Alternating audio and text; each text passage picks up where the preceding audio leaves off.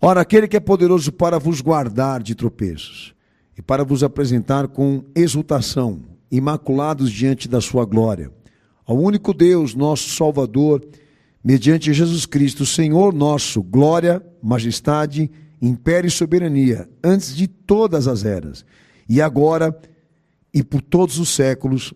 Amém. Pastor, eu preferi, ler esses dois últimos versículos aqui do texto, porque eu vou fazer um resumo com os irmãos aqui, tendo em vista que a epístola de Judas ela é muito pequena, mas o que ela já trabalha é suficiente, não tenha dúvida, para se refletir muito sobre muitas coisas, em muitos aspectos. Mas antes de tudo, posso entrar no mérito do que está nesse texto, do que o Senhor me pediu para tratar aqui nessa noite. Eu só queria reforçar aos irmãos que Judas aí não é o traidor. Tá? Ele se apresenta no versículo 1, como irmão de Tiago, que na verdade Tiago está entre um dos filhos de Maria, da qual Cristo se encarnou, tá bom? Então ninguém confunda aí com o traidor. E outro ponto importante também que o pastor queria acrescentar, que um fato interessante de Judas, é que ele se apresenta como servo do Senhor e não como irmão dele. Tá bom? Para vocês entenderem e compreenderem que a posição dele ali, na primeira igreja, era legítima, era fiel e não tinha nada a ver com aquilo que inventaram depois. Tá bom? Bem, o fato é que ele estava, como muitos irmãos na fé, na primeira era da igreja, estava envolvido com tudo que acontecia dentro dela. Nós sabemos que os primeiros passos missionários da igreja, por meio dos representantes, obviamente, desse propósito, os primeiros passos foram maravilhosos, A gente lê lá e busca registros históricos desses acontecimentos iniciais da primeira igreja, e o desejo que desperta dentro do nosso coração é que tudo isso se repetisse para nós. Não que seja impossível, é possível, só que o cenário tem que ser o mesmo, A graça do Senhor se cumpriu naquela igreja de uma forma tão profunda, tão plena, tão absoluta, mas porque era uma igreja verdadeira. Porque era uma igreja feita de convertidos. E nós sabemos que nós temos um cenário comprometido aqui que não dá elementos, não dá vantagem para que Deus realmente venha da mesma forma mediante o evangelho do nosso Senhor. Então nós temos que corrigir. O entendimento aqui realmente é esse, Tem que haver correção, precisa haver alinhamento com a palavra, com a doutrina, com a fé em Jesus, para que realmente essa dispensação, ela se repita. Ok? Diferente de algumas interpretações que dizem que ela não pode se repetir mais porque a época dela acabou. Mentira. E mentira do diabo. Tá? Porque o Senhor definiu, pela sua própria palavra, que Ele é o início e o fim do processo. Tá? E o entendimento ali é que Ele não perde soberania em todo o processo redentivo. E até a consumação. Esses fatos deveriam acontecer. E não aconteceram. E não estão acontecendo por nossa culpa. Não é culpa só daqueles que estão lá fora, por nossa também. E eu estou incluído. Tá? Mas tenho preocupação de que, obviamente, esse cenário seja arrumado. Eu digo o cenário da igreja, da sua realidade ministerial, do seu caráter, da sua personalidade, do seu trabalho, dos seus objetivos, dos seus propósitos, precisa ser corrigido. Porque tem muita gente que acha que entrar aqui, levantar a mão para o céu, Deus vai derramar graça. Mentira. Tá? Isso é uma ganância para a fé. E na fé não tem ganância. Ninguém vai conseguir fazer bênção do céu ser derramada aqui com apelação. Por força. E força de fanatismo e força religiosa. É por meio da obediência. E a gente precisa ter esse cuidado. E eu sei que muitos que estão me ouvindo nesse culto hoje aqui pela internet, quem está aqui na sede, como eu, nós temos inúmeras razões, pessoais e ministeriais, para que o Senhor realmente atue, haja às pressas, porque o tempo é curto e a necessidade é muito grande. Então a gente precisa ter entendimento de como essa dispensação se cumpriria sobre nós, em cada circunstância, em cada momento, em cada propósito e objetivo vivido. Mas espero no meu Senhor Jesus que tudo que a gente vem pregando aqui, doutrinando aqui aos irmãos, seja para o enriquecimento dessa tua sabedoria, que você realmente adquira essa capacidade né? De viver essa fé legítima e ter aquela preocupação de argumentar, né? Que quando você realmente for dobrar o joelho no chão para dizer, Senhor, me dá a tua graça, você tem um bom fundamento testemunhal para isso. Amém, cenáculo? Bem, Judas ele entra exatamente nesse mérito de colaboração administrativa, de como atuar ali no cenário real da igreja e da igreja daquela época, ok? Então ele faz dois apelos aqui nesse texto, e pequeno texto, que eu quero mencionar. Primeiro, ele define que é dever do cristão. É dever do cristão lutar em defesa da fé e do evangelho legítimo do nosso Senhor. E um outro aspecto que ele apresenta como apelação, ou apelo, né? Melhor dizendo, que seria dever do cristão também lutar contra a apostasia. Lutar contra os efeitos da destruição das heresias. E ele pede à igreja, chama a igreja a um compromisso com a perseverança e com a santidade. Que foi exatamente o texto que o pastor, eu li com os irmãos do versículo 24. E ele começa a decorrer nos objetivos exatamente dessa doutrinação. Sabendo que a igreja precisava dessa posição, de representar esse testemunho, mas o entendimento ali dele foi o quê? Que nem todos ali estavam convencidos, certo? Desse dever, dessa responsabilidade de viver a fé, de viver a oportunidade e o chamado do evangelho redentivo de Cristo. Inclusive isso, principalmente daqueles que se intrometem, a querer ter responsabilidade ministerial, a querer representar esferas ministeriais da igreja de Cristo, que ele também tem essa preocupação de direcioná-los à conduta, à realidade dessa conduta do dever. Mas são dois pontos importantes que estão no apelo dele, mas não é o que eu vou trabalhar aqui. O que eu vou trabalhar é que ele traz uma definição nesse apelo doutrinário, e a definição é essa aqui: que Deus pode oferecer graça e misericórdia agora, hoje, segundo Jesus Cristo. Mas ele não deixa sua posição de juiz. Ele pode oferecer graça e misericórdia redentiva agora para qualquer um que descer ali, aos pés de Cristo. E isso está certificado pela cruz e pela oferta expiatória. E Deus não pode ser contra isso. Mas Judas deixa claro, mesmo assim, ele continua sendo juiz. E ele segue, né, a doutrina do nosso Senhor, que lá em Mateus 25, verso 32 ao 33, ele deixa em evidência essa realidade bem escatológica, né, de que mesmo Deus ali, por ele, amando a humanidade, o pecador, e oferecendo a vida dele pela redenção daqueles que estão em pecado, que ele volta como juiz. Vamos lembrar esse texto. E todas as nações serão reunidas diante dele, e apartará uns dos outros, como o pastor aparta dos bodes as ovelhas, e porá as ovelhas à sua direita, mas os bodes à esquerda. Amém? É como se o Senhor dissesse assim: esse amor, o amor de Deus que vocês vão conhecer por mim, ele não perde juízo. Quando ama, ele ama com juízo. Porque entendimento o que é?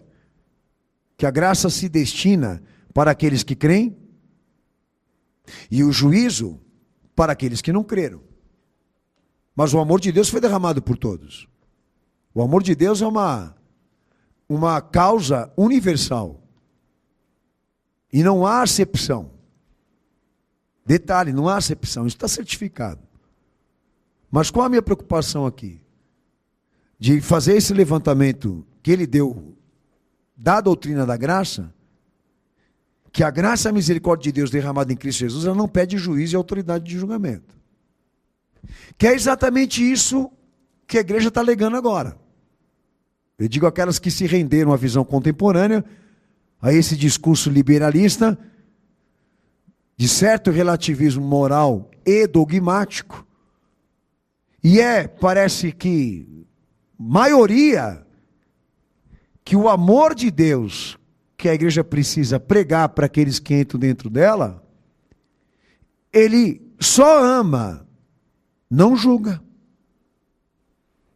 Isso está contra a Escritura. Que até tem aquela moda agora da igreja acolhedora, né? Olha, não importa quem você é, nem importa o que você faça. Importa que Deus te amou. Olha, isso não é evangelho. Isso tem um outro nome. E muitos de vocês estão se rendendo a esse humanismo teológico, tá? Eu não tenho dúvida que alguns de vocês já não estejam contaminados. Porque é uma coisa meio que óbvia. A gente precisa investir muito nessa fé que a gente escuta aqui. A doação é grande, não maior que a do Cristo. Mas eu sei que é grande como necessária. E exige renúncia. E nesse meio tempo que você conhece a verdade absoluta e plena do Cristo, você pode vir a questionar, por que tanto? Né? Por que tanto? Por que tanta exigência? Por que tanta obrigação? Por que tanto dever? E aí é que vem o problema. Aí que começam a existir os questionamentos, aí que começam a existir aqueles apelos de frouxidão, né, do que diz respeito à doutrina e princípio. E com o tempo, né, até a moral, até a santidade, que é um dos elementos poderosos da salvação de Cristo, passou a ser renunciada e negligenciada pela igreja. Antigamente, lá atrás, eles tinham aquela preocupação de serem corretos. Agora nem isso mais. O amor de Deus, pelo que eu entendi, em grande parte dos discursos dentro da igreja teológicos, o amor de Deus liberou todo mundo para ser o que quer e fazer o que quer. Sem nenhuma consequência, sem nenhuma condenação, sem nenhum juízo, tanto que é o universalismo, né? O universalismo está predominando. E todo mundo acreditando nisso. De que Jesus confiou ali no Calvário uma salvação garantida até para aqueles que pecam. Até para aqueles que não creem. Então o que Judas está trabalhando aqui nessa carta? O contrário. Se havia lá na igreja alguns que acreditavam nisso, eu não sei porque eu não tenho informação. Mas ele está informando a igreja, e eu entendo que havia lá, obviamente, alguns que já estavam desviados da verdade. Ele estava trazendo essa definição. O amor e a misericórdia de Deus existe, não falha, garante a entrada de qualquer um. Se for hoje, se for agora. Mas Deus não deixa e não renuncia o seu posicionamento de juiz. E inclusive isso, de anunciar na época vindoura uma condenação para aqueles que não forem corresponder. Isso é uma definição clara, não do que Judas escreve, mas do evangelho que o nosso Senhor pregou. Eu podia abrir um monte de textos aqui, mas eu vou me focar no quê? No critério que Judas usou para a comprovação disso, que no amor de Deus, o amor redentivo dele, no Filho dele, tem juízo e tem condenação para aqueles que não creem e para aqueles que pecam. Aí ele começa o critério, né? E ele começa a usar, desde o primeiro versículo 3, ele começa a usar exemplos históricos que ele queria lembrar, que servem de padrão de juízo, ou seja, daquilo que Deus puniu. E está registrado na história. Como Deus atuou sobre cada um desses aspectos. Nesse padrão de juízo divino, e nesta memorização daquilo que Deus puniu, ele começa a dar exemplos. Aí ele vem apresentando um primeiro aqui. Os israelitas incrédulos no deserto. O segundo ele vem trabalhando. Os anjos que se rebelaram e quebraram o seu estado original. Sua natureza original que Jesus ratificou. Essa rebelião no céu e a queda deles do céu. Um outro terceiro aspecto, que ele também lembra e que o nosso Senhor também lembrou. Sodoma e Gomorra. E a sua iniquidade com o seu fim. Esses 3 exemplos que ele usa aqui, eu entendo que o objetivo realmente o que era aí? Estabelecer um padrão daquilo que Deus julgou. Tá? Mas como ordem e civilização. Como ordem e civilização. Não importa a quantidade ou quem seja. Se Deus vai julgar, ele julga todos. Sodoma e Gomorra mesmo, aproveitando para tocar nesse ponto, seria um exemplo ótimo, que Jesus ratificou tal destruição e juízo.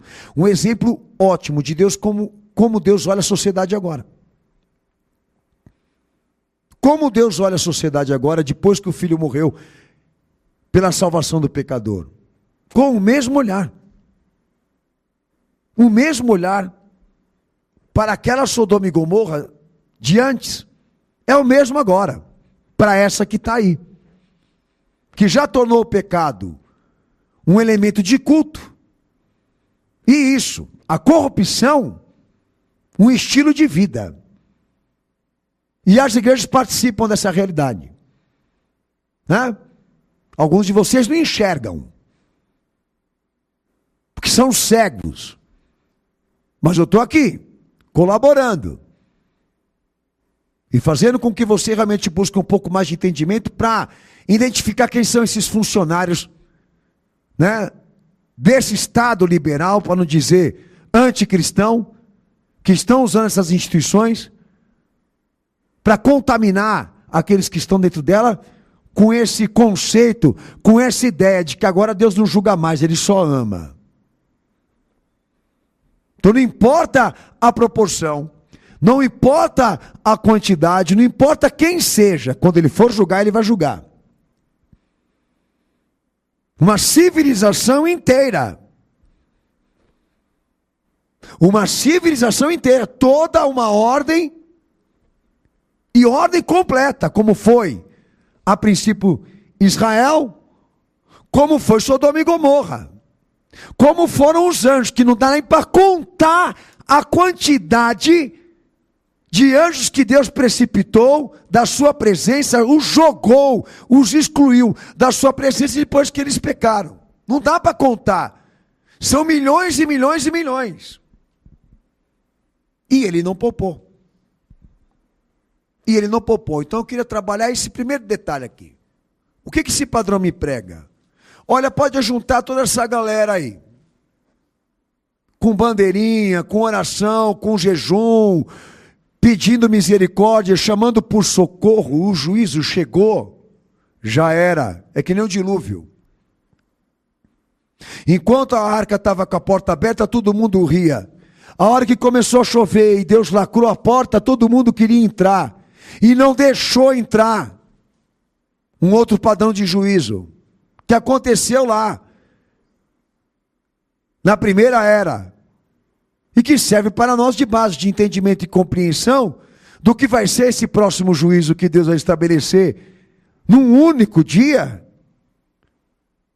e como será trabalhado esses alvos da ira e da indignação desse Deus, que é o que Judas está tentando exatamente alertar a igreja aí. Se vocês acham que vocês vão conseguir chantagear Deus com esses apelos, vocês estão enganados. A graça e a misericórdia dele existe e pode se manifestar agora, mas com juízo, com um alarme de juízo e de condenação para aqueles que não corresponderem.